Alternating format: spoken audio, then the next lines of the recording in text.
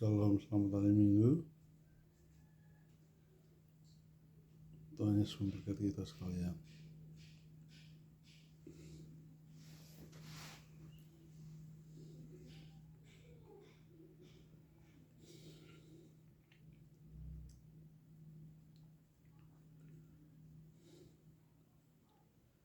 Hari ini hari Minggu, di mana umat Tuhan semua di gereja untuk memuji memuliakan Tuhan.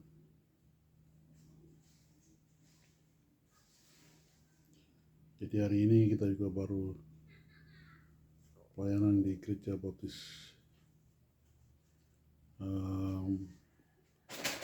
Immanuel. Dan baru kembali dari sana,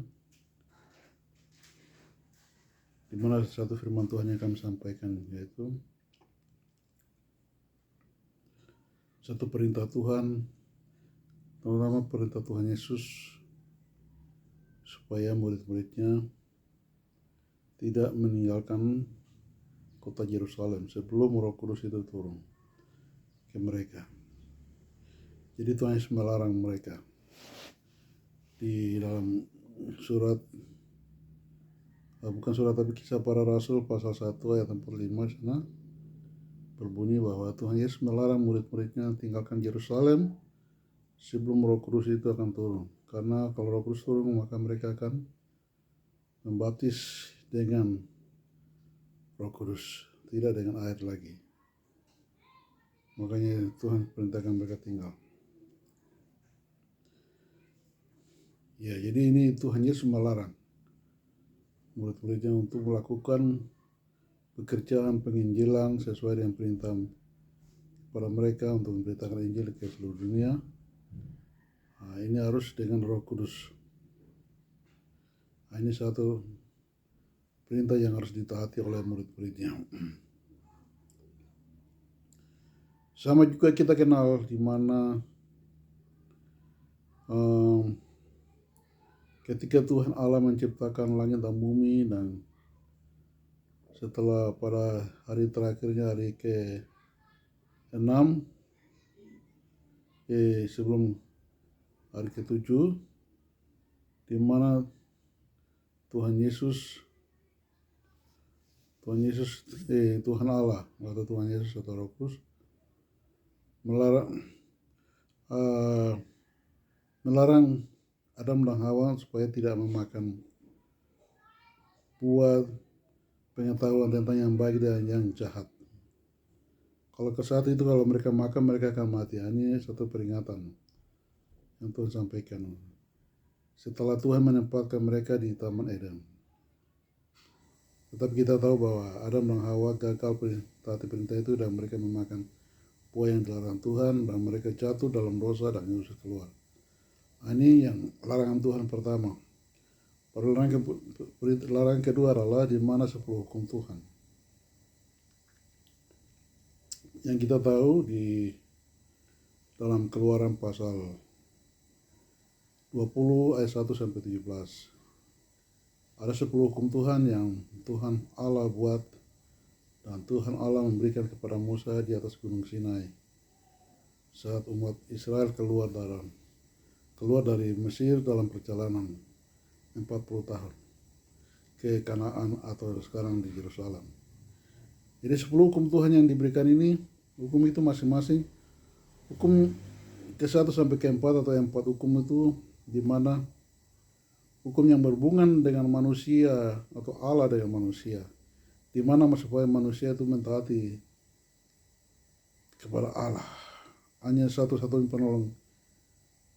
penolong manusia adalah hanya Allah. Di luar itu tidak ada lagi. Itulah sebabnya Tuhan Allah menyampaikan firman Tuhan 4 hukum itu kepada manusia. Yang pertama kata, jangan ada padamu Allah lain di hadapanku. Jadi tidak boleh ada lain lagi. Karena Allah itu yang sudah membawa umat Israel keluar dari tanah Mesir, tempat perbudakannya. Hanya Allah sendiri membawa mereka. Tidak ada Allah lain yang membantu mereka. Nah, itulah dari katakan seperti itu. Terus yang kedua, jangan membuat bagimu patung yang menyerupai apapun yang ada di atas di langit, yang ada di bawah di bumi, yang ada di bawah bumi dalam di bawah laut dan sujud menyembah kepadanya. Ya, Tuhan melarang kita menyembah apapun, dalam benda apapun, dalam bentuk apapun, baik di atas, di langit, di bumi atau di bawah bumi. Ya, ini yang kedua. Pada yang ketiga itu Tuhan sampaikan tidak boleh kita menyebut nama Tuhan dengan sembarangan. Tidak boleh menyebut nama Tuhan dengan sembarangan. Nah, dan yang keempat Tuhan sampaikan ingat dan kuduskanlah hari Sabat. Jadi kita selalu ingat hari Sabat. Di mana hari Sabat adalah hari Minggu bagi kita umat Kristen yang datang untuk memuji memuliakan Tuhan, menyembah Tuhan. Hari Minggu adalah hari di mana kita datang menghormati Tuhan, beribadah. Beribadah artinya kita menghormati Allah, menghormati Tuhan Yesus, menghormati Roh Kudus yang senantiasa menolong memberkati kita. Dan kita datang juga sekalian meminta berkat, pertolongan, perlindungan daripadanya. Ini adalah hukum Tuhan yang berhubungan dengan Tuhan dengan manusia. Baru yang satu hukum adalah di mana anak-anak, ya, anak-anak supaya hormati orang tua. Keluaran pasal 20 ayat 12, hormatilah ayahmu dan ibumu supaya lanjut umurmu di tanah yang diberikan oleh Tuhan Allahmu. Ini satu ketaatan yang diberikan kepada anak-anak. Kita sebagai anak-anak yang punya orang tua senantiasa mentaati perintah orang tua. Karena bagaimana orang tua adalah wakil Tuhan. Nah, terus kita juga setelah itu ada 5 hukum sekalian yang Tuhan taruh di mana untuk mengatur kita dengan sesama kita, keluarga kita yang lain. Jadi contohnya jangan membunuh. Kita tidak boleh membunuh, ya toh?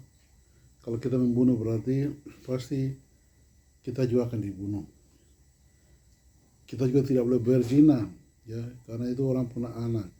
Kecuali kita nikah dari istri kita, ya toh.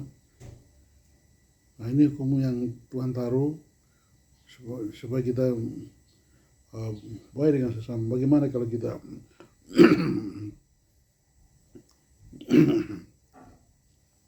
kita mencuri, terus kita berzina? Bagaimana orang yang punya orang itu? Pasti kita ketahuan, pasti kita bertengkar, berbaku marah, atau bahkan sampai saling membunuh, ya toh.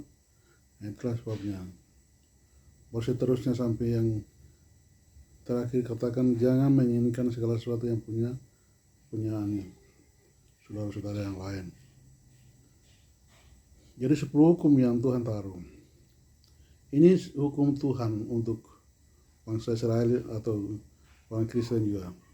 Baru yang ketiga adalah satu hukum Tuhan yang Tuhan perintahkan, atau Tuhan Yesus perintahkan kepada murid-murid, yaitu Tuhan Yesus melarang keras orang Kristen bekerja sendiri, ya, melarang bekerja sendiri kalau tidak ada Roh Kudus. Jadi orang Kristen itu diwajibkan kita boleh bekerja atau melayani kalau ada Roh Kudus. Itulah sebabnya Tuhan Yesus melarang keras. Aku akan menjadikan penolong yang lain atas nama Tuhan Yesus, yaitu Roh Kudus, Roh kebenaran. Dan dia sudah turun, dia sudah terima, kamu sudah terima, baru pergi. Makanya waktu mereka menantikan Roh Kudus ini turun pada hari Pentakosta, ya, Kisah Para Rasul pasal 2 ayat 1 sampai 13. Dan Roh Kudus tidak turun mengingat pada mereka dan penuhlah mereka dengan Roh Kudus, maka mereka mulai pelayanan, memberitakan Injil. Maka di sana firman Tuhan katakan banyak orang yang dimenangkan. Ketika sekali Petrus sudah berkota 3.000 orang, mereka menyerahkan diri untuk menerima Tuhan Yesus untuk dibaptis. Terus banyak mujizat yang dilakukan. Orang lumpuh disembuhkan. Terus Stefanus berani bersaksi tentang Tuhan Yesus sampai dia mati. Ini dilakukan karena apa? Mereka itu bersama Tuhan Yesus, bersama Roh Kudus. Kalau hari ini, kalau kita, sebaliknya kita kalau sendiri, kita sendiri baru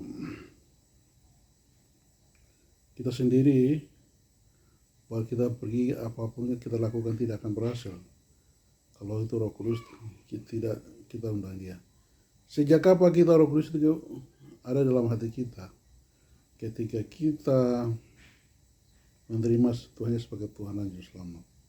Sesuai Kisah Para Rasul pasal 2 ayat 38. Berilah dirimu dibaptis, maka kamu memperoleh kasih karunia Roh Kudus. Ketika kita percaya dan kita mengaku dosa kita, dan ketika kita dibaptis, maka kita menerima kasih karunia Roh Kudus itu. Dan Roh Kudus itu yang Tuhan selalu tempatkan dalam hati kita. Jadi Roh Kudus itu tidak ada di mana-mana, tapi Roh Kudus itu ada di dalam hati kita. Sesuai 1 Korintus pasal 3:9. Tidak tahukah kamu kita adalah bangunan Allah, yaitu kita kawan Allah, sekawan Allah, kita ladang Allah, kita bangunan Allah. Jadi bangunan atau rumah Allah itu di hidup kita. Ya. Jadi 1 Korintus pasal 16 juga. Ya, siapa yang membinasakan bait Allah, dia juga akan dibinasakan. Nah, jadi kita harus tahu bahwa kita adalah bait Allah atau Roh Kudus ada dalam hati kita. Karena itu Tuhan ingatkan kita selalu, kita apapun sebelum melakukan segala sesuatu dengan Roh Kudus. Ya, selalu berdoa. Jadi contohnya apa? Selalu berdoa, baca Alkitab. Kalau ada salah dosa yang kita buat, baik sengaja tidak sengaja, cepat minta pengampunan kepada Tuhan Yesus. Sehingga kami akan jadi orang yang diberkati di bumi dan di surga. Dan selalu kita penuh dengan Roh Kudus, ya penuh. Tidak boleh setengah-setengah. Setengahnya Roh Kudus, setengahnya hal-hal duniawi, tidak boleh. Jadi penuh untuk Tuhan. Ya, baru kita melakukan apapun dan Tuhan akan menolong kita dan kita akan melakukan pekerjaan yang lebih besar dari apa yang pernah dilakukan oleh Tuhan Yesus 2000 tahun yang lalu. Tuhan Yesus memberkati. Shalom. Selamat hari Minggu.